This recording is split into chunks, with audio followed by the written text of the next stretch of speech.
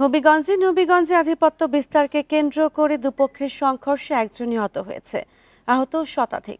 এ সময় বেশ কিছু দোকানপাটে অগ্নিসংযোগ, ভাঙচুর ও লুটপাটের ঘটনা ঘটে। সোমবার বিকেল ৩টা থেকে ৫টা পর্যন্ত এই সংঘর্ষ চলে।